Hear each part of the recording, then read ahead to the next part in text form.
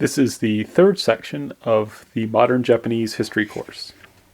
In this section, we're going to try and examine the problems that the Tokugawa government faced, both foreign and domestic, in the late 18th and into the 19th centuries.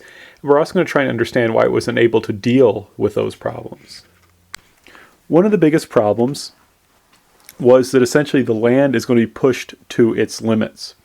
You may remember that from the 1600s until the early 1700s, the population of Japan went up from about 12 million to 30 million, so it more than doubled. And in doing so, and what fueled this early growth, you may remember I talked about how you had a lot of open land. You had a lot of land that had been, the farmers had been driven off, they had been killed. And so what happened is when people had children and more kids, those kids had places to work. They had land to reclaim. And so the more people there were, that actually led to an increase in the amount of food because there was more labor. However, eventually you run out of that land. And what that means is that more and more people are going to be having less and less of resources to share. So that's a problem. Another big problem was that some of the land that had been reclaimed was in areas that were vulnerable to changes in weather. So for a while, you may be able to get a good crop in this land that you had reclaimed, and a number of people would come to depend on that food that was you gained from that reclaimed land. But eventually what would happen is there would be bad weather, and that would then lead to that food that was there that had supported those extra people was now going to be gone. That would then lead to a famine.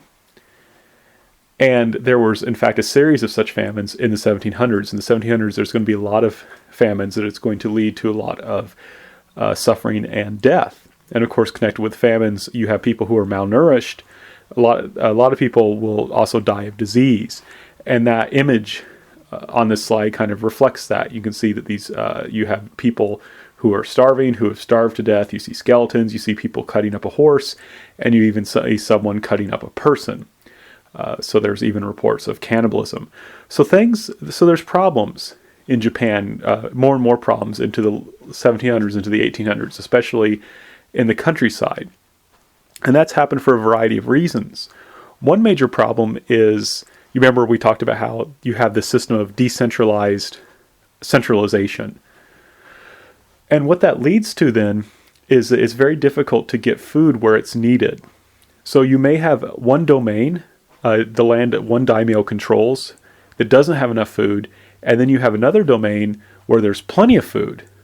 You can't actually force the domain with plenty of food to share it with the one that doesn't have enough. And this is going to exacerbate that problem. It's not going to be possible to easily move food surpluses around to where they are needed. And that's going to hurt people in the various regions that are afflicted with famine. And the other problem as well is that the rural is going to be kind of discriminated against in favor of the cities. In the countryside, even when there are famine conditions, the tax in rice will be collected in order to feed the people in the cities. And the reason that's done is because the cities are where the daimyo live, and the city, especially Edo, is where the Tokugawa Shogun lives. And if those people are starving, they're going to riot, and they could actually threaten the physical safety of the shogun or the daimyo.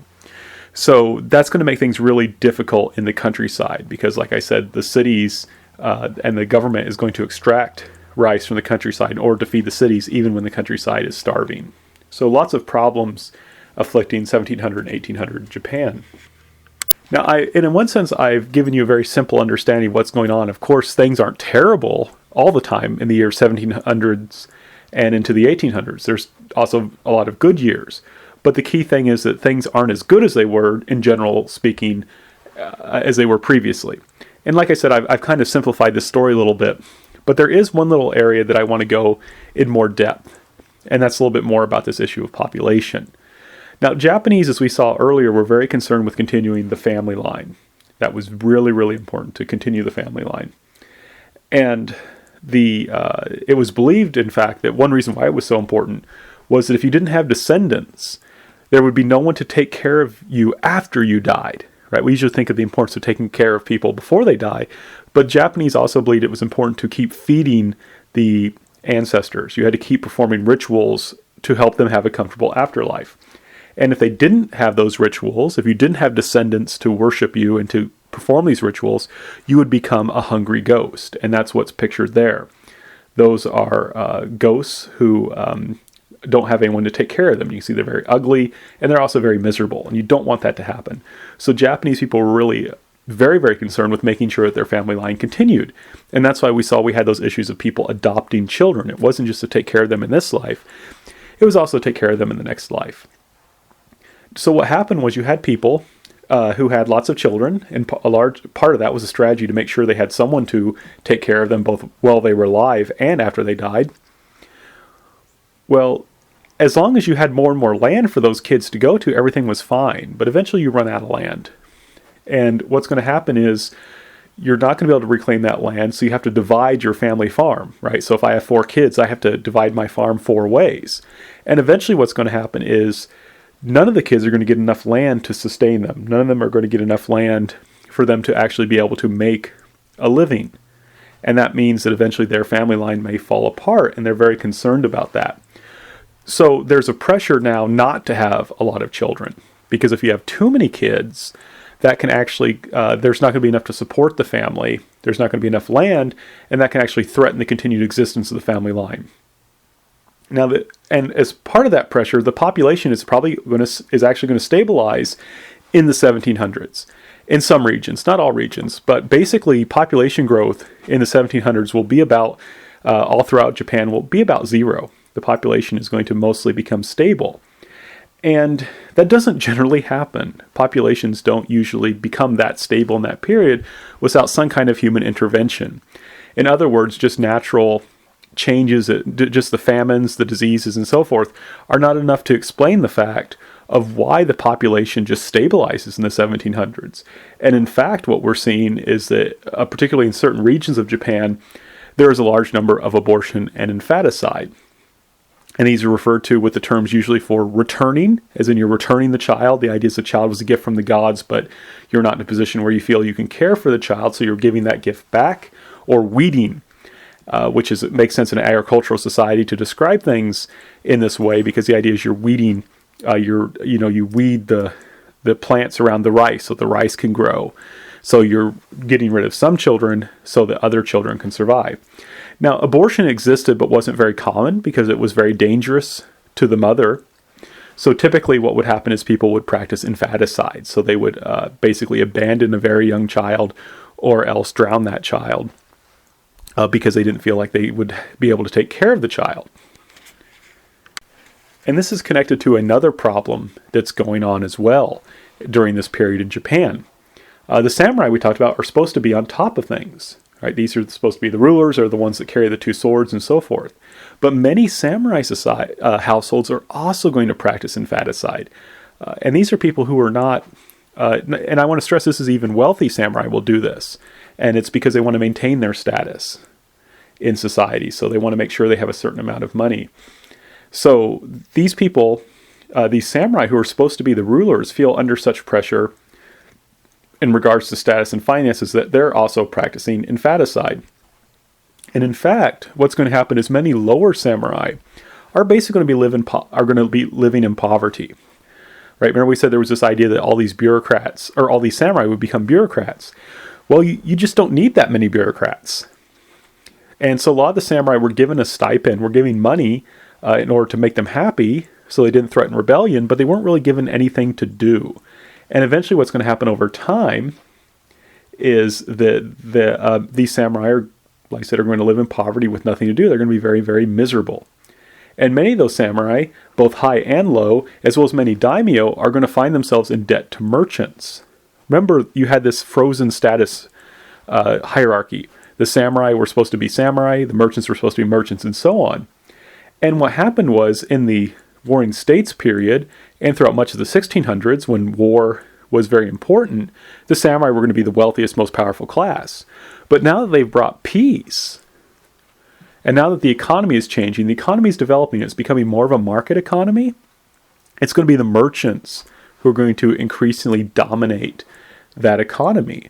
And many daimyo and samurai, in order to maintain their extravagant lifestyles, in order to maintain the markers of their status, their swords, their beautiful uniforms, and so forth, they're going to have to borrow a lot of money from merchants.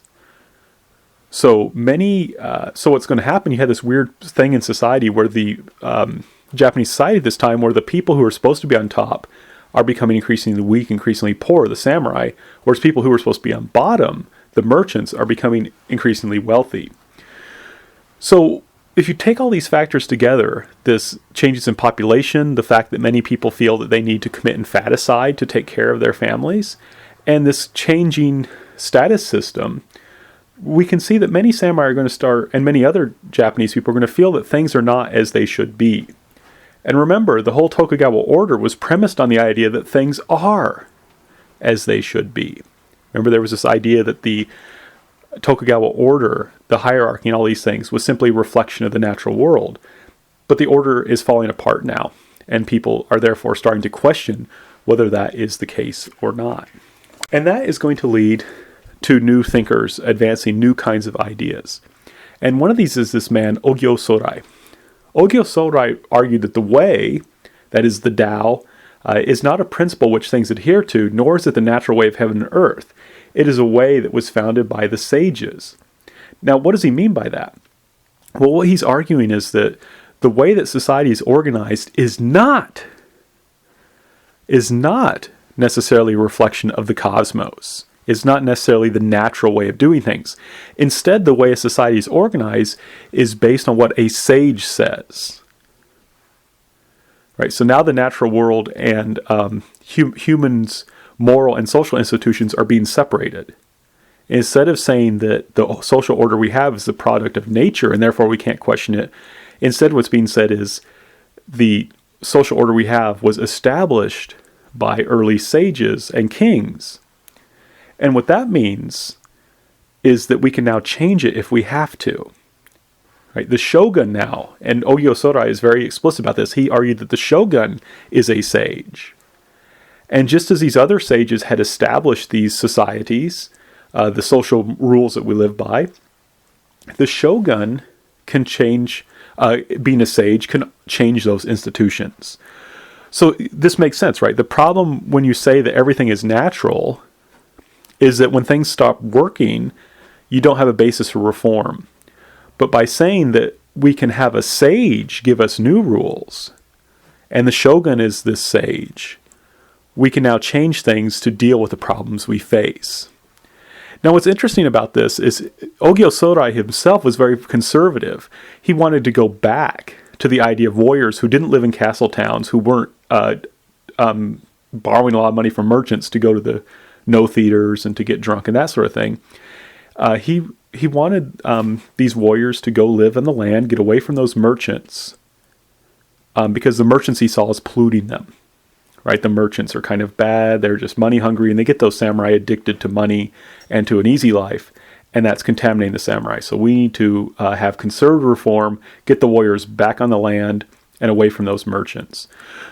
However, while Ogyo Sorai himself was conservative, the method was revolutionary, right? Because he's saying, we don't have to follow nature. We human beings can establish our own rules, provided we have a sage to do that. And we Japanese, fortunately, do have a sage. He's the Tokugawa Shogun.